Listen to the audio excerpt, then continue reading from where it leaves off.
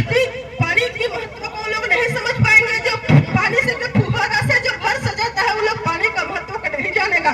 इसलिए घाटशिला के क्षेत्र के, आपके ही क्षेत्र के जो बेटा है रामदास मुर्मू जी, इनके पक्ष में मतदान कीजिए ताकि यहाँ की जो समस्या है इसको समाधान करने में ये काम करे। बहुत ज्यादा बातों को हम नहीं रखेंगे क्योंकि हमारे प्रत्याशी जी भी बात को रखेंगे।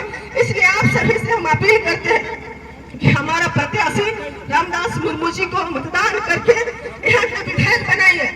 और आप सबसे फिर से कहेंगे, अगर रामदास मुर्मू जी विधायक बनते हैं तो यहाँ जितने भी युवा हैं उनको एक उम्मीद जगेगी।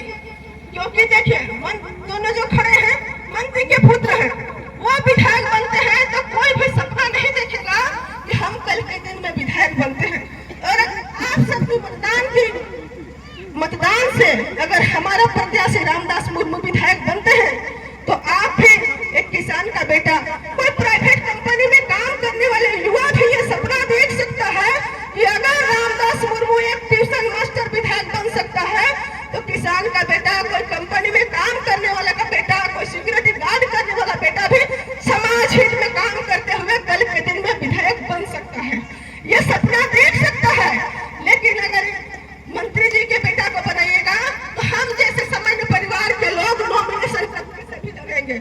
इसलिए आप सभी से हम अपील कर रहे हैं कि हमारे बीच में एक सामान्य परिवार के बेटा को आप विधानसभा भेजिए ताकि आपके जो आवाज है उस आवाज को विधानसभा में रखने का काम करें। झारखंड की क्या दशा है, अभी ही बात कर रहे थे, इनको वृद्धा पेंशन नहीं मिलता है। झारखंड की ये नीति है कि पेंशन का सूची में विधवाओं का नाम नहीं, बुजुर्गों का नाम नहीं, और यहाँ की नौकरी की जो लिस्ट है उसमें बेरोजगारों की नाम नहीं है, और घर की जो लिस्ट है गरीब लोगों का नाम नहीं रहता है। तो क्या है झारखंड? हम लोग इसलिए झारखंड नहीं मांगे थे ना, अलग झारखंड तो नहीं किए थे। इसलिए आप सभी से हम अपील करते हैं कि नया उबलता हुआ खून एक ऐसे युवा को दीजिए, अपने हाथ को मजबूत कीजिए और ऐसे युवा को आप लोग मतदान कीजिए जो आपके क्षेत्र की बातों को, आपकी समस्या को विधानसभा में रखने का काम करें। यही चंद शब्द के साथ आप सभी से हम विदा लेते हैं। धन्यवाद। अर्पित करने जैसे बात को लेकर के एक श्रद्धांजलि अर्पित करते हुए कहते हैं कि मंत्री जी के बेटा को वोट दीजिए। आपको बता रहे हैं जब शिक्षा मंत्री जी नहीं थे उससे 10 दिन पूर्व हमारे क्षेत्र, हमारे ही यहाँ के विश्वगुरु शिव सोरेन जी का देहांत हुआ था। आपको ज्ञात होगा जिस दिन रामदास सोरेन जी का मृत्यु हुआ था उस दिन उनके वहाँ पे 5000 खस्सी का भात खाया गया था। बताइए कितना दुर्भाग्य की बात है। इस बात की आलोचना हम कभी भी किए थे और हम आज भी करते हैं।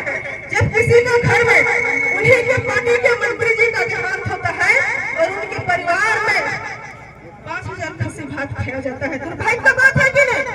हम लोग के परिवार में ऐसा कभी होता है? अगर आपके घर में कोई ना रहे, मामा फूफू का घर में कोई खाएगा और इस तरह खाए, और आज आकर के लोगों के हाथ में हाथ जोड़ करके कहते हैं कि उनके सुपुत्र को, बेटा को उनका जगह में देने का काम कीजिए। ये लोग झारखंड के बारे नहीं, अपनी विरासत को कैसे बचाएंगे इसको लेकर के उनकी चिंता है। इसलिए आप सबसे हम अपील करेंगे, इस बार मंत्री के पुत्र को नहीं, यहाँ पे शिक्षा भी, हेलो, यहाँ पे शिक्षा भी हमारे भाई रामदास मुर्मू जी हैं, इनके पक्ष में मतदान कीजिए। क्योंकि शिक्षा मंत्री जी रहे थे, हम उनको श्रद्धांजलि अर्पित करते हैं, लेकिन जब झारखंड के शिक्षा मंत्री थे तो क्या उन्होंने स्कूल की व्यवस्था सही की, या फिर यहाँ पे मेडिकल कॉलेज खोले, इंजीनियरिंग कॉलेज खोले, या शिक्षा की व्यवस्था में सुधार लाए? एक स्कूल में, इतना बड़ा गांव में आपका कम से कम प्राइमरी भी स्कूल है तो 50 बच्चे पढ़ते होंगे, और शिक्षक कितना 4 या 5 या 1 या 2 मिलता है।